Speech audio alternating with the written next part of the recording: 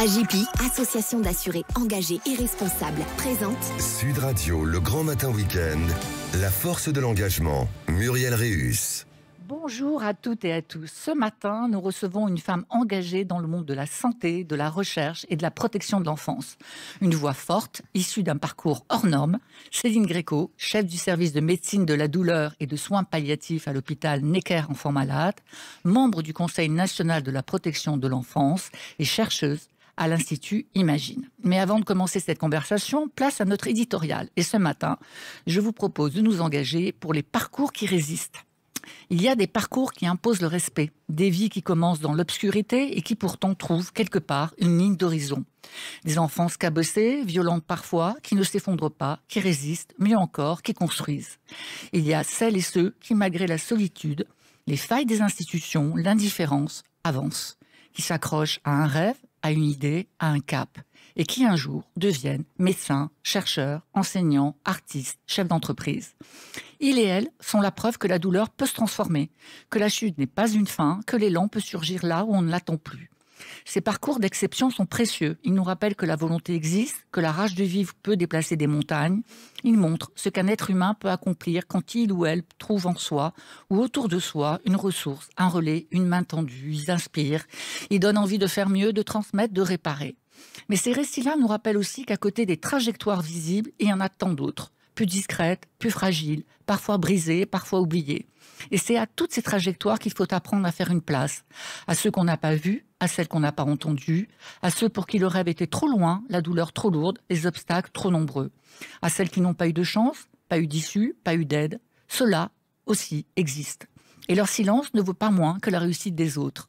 S'engager, c'est tenir les deux ensemble. C'est célébrer les forces exceptionnelles, oui, mais sans jamais les ériger en normes. C'est refuser que la lumière masque les angles morts. C'est reconnaître la valeur de toutes les trajectoires, y compris celles qui ont du mal à émerger. Parce qu'une société juste n'est pas celle qui valorise uniquement les survivants, c'est celle qui protège aussi les vivants. Mon invité aujourd'hui est médecin, chercheuse à l'Institut Imagine, chef de service à l'hôpital Necker Enfants Malades et engagée au plus haut niveau pour la protection de l'enfance. Bonjour Céline Gréco. Bonjour. Alors, vous dirigez l'unité de la douleur et des soins palliatifs de l'hôpital Necker Enfants. Vous êtes membre du Conseil national de la protection de l'enfance, fondatrice de l'association Impact et porteuse d'un projet inédit en France, un centre de santé dédié aux enfants placés. Avant de parler de vos engagements et de ce projet, je voudrais revenir avec vous sur ce qui sans doute est à l'origine de tout, votre propre histoire. Votre combat pour la protection de l'enfance vient d'un vécu personnel, d'une expérience douloureuse, fondatrice. J'aimerais, si vous l'acceptez, qu'on puisse commencer par là. Oui, absolument. En fait, moi, j'ai été victime de violences de la part de mon père, en fait, depuis toute petite. Enfin, de mes premiers souvenirs, dès l'âge de 4 ans, en fait. Des violences qui ont été physiques et psychologiques et qui se sont aggravées au fur et à mesure du temps. Et en fait, venant d'un milieu très favorisé, j'ai pas été repérée, en tout cas très tardivement. Alors que, vous voyez, par exemple, je manquais beaucoup l'école, j'étais très absente, notamment bien sûr en gym et à la piscine, alors que bon, c'est quand même des lieux où on peut repérer des violences physiques. Et voilà, le fait de venir d'une famille favorisée signifiait probablement que ces violences-là ne pouvaient pas exister. Et donc, il a fallu que j'attende l'âge de 14 ans et le regard bienveillant d'une infirmière scolaire quand j'étais en seconde pour finalement être sauvée, parce qu'il n'y a pas d'autre mot, sauvée puis placée à l'aide sociale à l'enfance. Alors, pendant des années, comme trop souvent, vous venez de dire, vous avez émis des signes, des alertes, des signaux faibles, même peut-être au-delà. Est-ce que ce silence est toujours le même pour vous aujourd'hui? Est-ce que vous avez l'impression qu'aujourd'hui, on a appris à écouter la parole des enfants? Alors, non, je pense pas. En fait, le problème, c'est que... Le silence, il est complexe. Quand j'étais petite, par exemple, quand j'étais en maternelle, en primaire, je pensais que ce que je vivais, c'était normal. J'étais persuadée que c'était comme ça dans toutes les familles et que si j'en parlais, par exemple, à une institutrice ou à des amis adultes de la famille, ils allaient me dire « mais de quoi tu te plains vraiment, franchement, c'est comme ça partout ». Et donc, j'ai pas parlé parce que justement, je pensais que c'était normal. Et quand j'étais au collège, un peu plus grande, où là, j'ai commencé à comprendre que ce que je vivais à la maison, c'était pas normal, alors j'ai pas non plus parler parce que j'avais peur du coup de trahir ma famille, de causer du tort à mes parents. Et donc voilà, j'ai essayé de semer des petits cailloux en étant toujours la dernière à sortir de cours. J'avais très fréquemment mal au ventre, mais je n'arrivais pas à parler. Donc en fait, on attend des enfants qu'ils parlent. Et je pense que c'est là notre erreur, c'est qu'en fait, un enfant qui est victime de violence, il parle très difficilement. C'est plutôt à nous de changer notre regard et c'est aux adultes, en fait, d'ouvrir les yeux et les oreilles. D'aller chercher ça. cette parole. Ouais. Les violences, elles étaient physiques, elles étaient psychologiques, elles étaient de quel ordre? Elles étaient de tout ordre. Voilà, et ce depuis l'âge de 4 ans. Et encore une fois, voilà, c'est un enfermement. Enfin, quand on n'est pas regardé, quand personne pose un regard bienveillant, en fait, on s'enferme dans une espèce de silence et dans une espèce de routine finalement, où finalement tout devient normal et routinier. Et c'est comme ça que ça dure des années et des années et des années, jusqu'à ce que, en fait, moi, ce qui m'a sauvé la vie, c'est que, comme j'étais très épuisée de cette situation, j'ai cherché par moi-même des solutions. Et en fait, la solution que j'ai trouvée, c'était de me dire que si j'arrêtais de manger et que je maigrissais beaucoup, alors mon père se rendrait compte que j'étais malheureuse et changerait. C'était très utopique. Mais néanmoins, je suis allée jusqu'au bout de cette idée, donc j'ai effectivement beaucoup maigri. Et c'est pas du tout mon père qui a été alerté, mais c'est cette infirmière scolaire. Et donc finalement, j'ai apporté moi-même la solution à mon sauvetage, si je puis dire. Oui, beaucoup maigri, hein. Vous pesiez 30 kilos à l'époque. Exactement, hein, ouais, vous avez été kilos. placé, donc c'était on ne peut plus alarmant. Donc cette infirmière qui a joué un rôle, cette infirmière scolaire qui a joué un rôle très important, a permis que vous soyez placé à l'aide sociale à l'enfance. Comment vous avez vécu cette décision ? Ça a été très violent. C'est-à-dire que, en fait, j'étais pas préparée. Moi, dans mon idée, telle que je le pensais, j'allais aller chez ma tante maternelle. Et en fait, pas du tout. Je me suis retrouvée à la brigade des mineurs dans le 78 avec une valise. Et puis, j'ai été exfiltrée, parce qu'il n'y a pas d'autre mot, vers l'hôpital Mignot de Versailles, allongée sur le siège passager de deux lieutenants. Et je me suis retrouvée en placement secret à l'hôpital Mignot, avec tout d'un coup une rupture extrêmement brutale avec ma mère et ma sœur. Et ça a été terriblement difficile. Franchement, j'ai souffert d'une solitude terrible de me retrouver là dans cette chambre de pédiatrie sans avoir la possibilité de les contacter, sans savoir ce qu'elles devenaient aussi. Parce que finalement, pendant toute cette période-là, mon père a été placé en garde à vue et moi, j'avais aucun contact avec ma mère et ma sœur. Donc je me disais, si ça se trouve, elles sont mortes. Enfin, voilà, une énorme solitude, une énorme angoisse. Mais bon, est-ce qu'il y avait d'autres façons de faire ? Je sais pas finalement. Et donc voilà, j'ai eu beaucoup de mois avant de pouvoir les appeler, avant de pouvoir les voir surtout. Et donc, voilà, ça a été un placement très brutal. Alors aujourd'hui, avec mon regard d'adulte, encore une fois, je veux dire, ce placement m'a sauvé la vie, mais il a été très brutal. C'est tassé au secret, ça veut bien dire pour les auditeurs que la famille ne savait pas où vous étiez. J'étais ni votre mère, ni votre... En fait, à l'hôpital, dans le tableau des chambres, il y avait les noms des enfants. Et puis pour moi et un autre petit garçon qui s'appelait Franck, c'était marqué X. Voilà. Alors vous arrivez à 14 ans dans un foyer. Vous y restez jusqu'à l'âge de 18 ans. Chaque matin, vous leviez à 4h30 pour arriver en cours à 8h, parce que votre lycée était à 2 départements. Exactement. Oui, alors, vraiment, là aussi, bravo, va-t-on dire. Avec le recul, qu'est-ce que vous gardez de ces années ? En fait, j'ai pas fait qu'un lieu de placement, comme beaucoup d'enfants, j'en ai fait 4.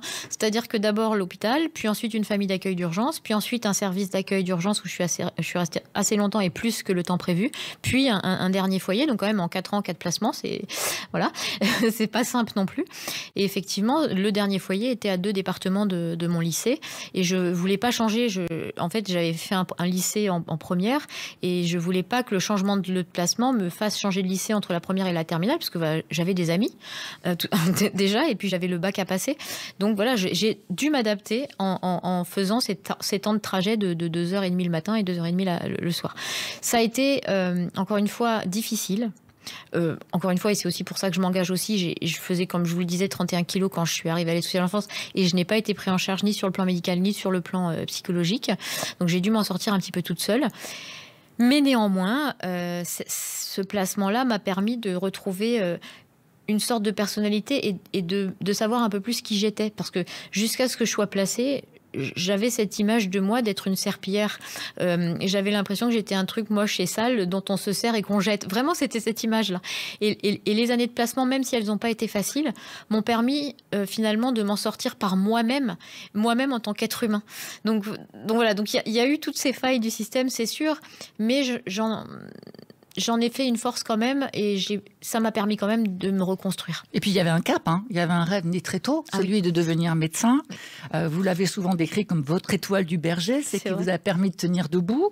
Alors comment est-ce qu'on parvient dans ce contexte, hein, qui était le vôtre, à gravir toutes les marches jusqu'à devenir chef de service dans un grand hôpital parisien? En fait, c'est vrai, vouloir être médecin, en fait, c'est ce qui m'a tenue. En fait, très vite, très petite, en fait, j'ai compris que c'était vraiment marche ou crève. Et moi, je voulais pas mourir. Et donc, ça a vraiment été mon étoile du berger. Chaque journée passée à la maison à subir des violences, quand je me couchais le soir, je me disais, je vais m'accrocher parce que je serai médecin. Et ça m'a vraiment tenue. Et donc, je me suis battue pour ça. Je me suis battue pour survivre, pour être médecin quand j'étais à la maison.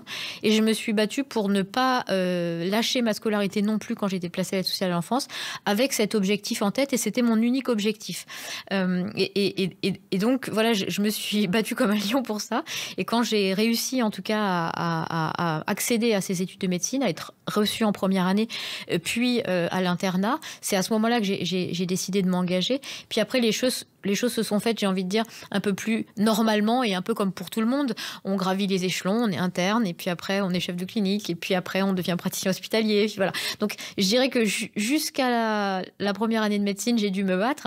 Mais après, finalement, je suis devenue quelqu'un de lambda, entre guillemets, et j'ai gravi les échelons comme tout le monde. Alors de lambda, je suis pas sûre, mais en tout cas, vous êtes rentré dans le système, on va dire, dans un système qui vous a permis d'acquérir ces fonctions. Alors en 2022, vous créez l'association Impact avec un objectif clair, accompagner les enfants et des jeunes placés par l'ASE dans tous les domaines de leur vie, santé, scolarité, insertion et culture, et Dieu sait si nous en avons besoin.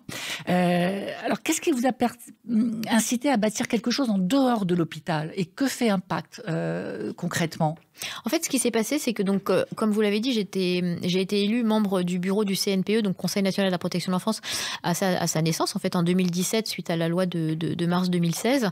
Et puis, j'y ai monté, en 2017, la commission santé de l'enfant en protection de l'enfance. Et de fil en aiguille, en fait, on a réfléchi avec le groupe santé de l'enfant à mettre en place dans les hôpitaux, d'ailleurs, au début c'était les hôpitaux pédiatriques, des équipes mobiles hospitalières référentes en protection de l'enfance. Et pour mettre en place ces équipes mobiles qu'on avait appelées les équipes Pacte en 2021, j'ai reçu le soutien de la Fondation des hôpitaux et de Madame Brigitte Macron. Et ces équipes donc, ont pu naître grâce à la Fondation des hôpitaux et puis ont été pérennisées en UAPED, unité d'accueil pour les enfants en danger. Et c'est à ce moment-là que j'ai décidé de monter Impact en me disant c'est incroyable, ça veut dire que quelque chose qui est financé par du mécénat, s'il fait la preuve de son efficacité, peut devenir une politique publique. Et je me suis dit, mais c'est ça qu'il faut qu'on fasse en fait. Je me suis dit, il faut qu'avec Impact, on arrive à montrer que nos projets fonctionnent et aident les enfants, et peut-être qu'un jour, ils deviendront des politiques publiques. Et donc c'est pour ça, c'est suite à la pérennisation des équipes Pacte en UAPED que j'ai décidé de monter l'association avec 2 volets. Donc comme vous l'avez dit, un volet santé pour la prise en charge de ces jeunes qui aujourd'hui risque de perdre 20 ans d'espérance de vie. C'est-à-dire qu'on sait aujourd'hui, et on le sait depuis 1998, que les enfants victimes de violences risquent de perdre 20 ans d'espérance de vie faute de soins précoces. Donc on s'engage pour ça. Et aussi dans leur scolarité, l'accès à la culture et l'insertion professionnelle, puisqu'aujourd'hui, 45% des jeunes sans-abri de 18 à 25 ans sont issus de l'aide sociale à l'enfance. Donc c'est un drame humain terrible. C'est un drame humain, c'est un drame social, c'est un drame financier, c'est un drame sur tous les registres. Alors, vous avez accompagné plus de 2000 jeunes à travers l'Île-de-France. Bravo. Et puis, il y a ce projet majeur que vous portez, la création du premier centre d'appui à l'enfance, un lieu totalement inédit en France. Vous avez d'ailleurs posé la première pierre il y a quelques jours de ce lieu. Vous nous en parlez ? Ça va se passer comment ? Qu'est-ce qui va se passer avec ce lieu ? En fait, l'idée des centres d'appui à l'enfance, c'était de partir de 2 constats. Premier constat, alors que c'est obligatoire depuis 2016, seulement 30% des enfants qui arrivent dans l'aide sociale à l'enfance, en fait, ont un bilan de santé à l'admission dans le dispositif. Donc, pas de bilan, pas de diagnostic, donc on ne peut pas prendre en charge la santé de ces enfants. Et ensuite, on sait aussi que seulement 10% des enfants de l'aide sociale à l'enfance ont un suivi de santé. Enfin, ça veut dire que 90% des enfants n'en ont pas. Quand, encore une fois, on sait derrière qu'il y a ce risque de perdre 20 ans d'espérance de vie. Et donc, j'étais allée voir ce qui se faisait notamment au Canada, aux États-Unis ou encore en Allemagne. Et ils avaient monté des centres d'appui à l'enfance qui sont des centres de santé dédiés à ces enfants. Et donc, ce qu'on fait avec ce premier centre d'appui à l'enfance qui s'appelle Asteria, c'est en fait un centre de santé, donc régional, basé à Paris, dans le 12e arrondissement de Paris, grâce à la ville de Paris, qui nous met à disposition une maternelle, une ancienne maternelle. Et donc, c'est de faire de ce centre un centre régional, expert dans le trauma complexe, qui pourra faire l'ensemble des bilans de santé à l'admission dans le dispositif des enfants de la protection de l'enfance. Et à partir de ces bilans, de déterminer des parcours de soins coordonnés, gradués aux séquelles de ces enfants, adaptés, et qui permettra de suivre ces enfants sur un temps suffisamment long pour leur permettre d'aller mieux. Et ce centre résulte d'un partenariat avec la PHP et Impact. Et je trouve que c'est ça qui est beau aussi, c'est que c'est un partenariat public-privé qui est réussi. Et comment les enfants vont arriver dans ce centre? C'est-à-dire, ils seront, entre guillemets, bien sûr, sélectionnés? Ou comment ça va se faire, le dispositif? C'est le département qui va vous les envoyer? L'idée, c'est de prendre en charge tout de suite pour les bilans les enfants dès qu'ils arrivent dans le dispositif de protection de l'enfance. Donc, en fait, les enfants nous seront adressés par les structures qui les hébergent, tout simplement, par les éducateurs référents, par les directeurs des maisons d'enfants, des foyers d'urgence. Enfin, l'idée, c'est que ce soit les travailleurs sociaux au contact de ces enfants qui puissent les adresser au centre dès leur arrivée dans le système de protection de l'enfance. Et bien sûr, je sais bien qu'on va pallier aussi aux urgences et qu'on va aussi avoir un afflux massif d'enfants qui actuellement sont déjà placés mais qui ne vont pas bien. Alors, ce projet s'inscrit dans une réalité que beaucoup de Français ignorent encore. Et le rapport parlementaire d'Isabelle Santiago, publié récemment, dresse un constat très dur. Enfants ballottés de lieu en lieu, placement précaire, rupture de suivi, violence, jeunes majeurs livrés à eux-mêmes dès 18 ans. Vous siégez au Conseil national de la protection de l'enfance. Vous êtes médecin. Vous avez vous-même été placé. Qu'est-ce que ça dit, ce rapport? Qu'est-ce que ça révèle en creux de notre regard collectif sur ces enfants? Moi, je trouve que ce rapport, il arrive au bon moment. Il a été extrêmement bien travaillé. Il est fondamental. Je trouve qu'il y a un avant et un après ce rapport, aussi parce que finalement ce rapport a permis la création du comité de vigilance des anciens enfants placés et donc de donner plus la parole, je trouve, à des jeunes souvent invisibilisés. Et donc la conjonction de cette mise en place du comité de vigilance des anciens enfants placés et le travail qu'a fourni Isabelle Santiago pour ce rapport, je trouve, en fait, nous explose à la figure, en fait. Il dit à la société, ouvrez les yeux, regardez les drames qui se jouent sous vos yeux, et ça désinvisibilise, si je peux dire, je trouve, ces enfants. Et d'ailleurs, on n'a jamais autant parlé de la protection de l'enfance que depuis que la commission d'enquête s'est mise en place. Donc, j'ai un espoir fou, et peut-être qu'il n'est pas si fou, que enfin la société change de regard sur ces enfants et qu'enfin les choses changent pour ces enfants. Eh bien, votre espoir, je le partage pleinement. On a fait beaucoup d'émissions sur l'AGE, sur la protection de l'enfance. J'espère aussi que les choses vont bouger. En tout cas, vous nous obligez à regarder en face que la société a préféré ignorer très longtemps. Et c'est sans doute là la force de l'engagement. À dimanche prochain. Je vous souhaite un excellent dimanche à tous et à toutes.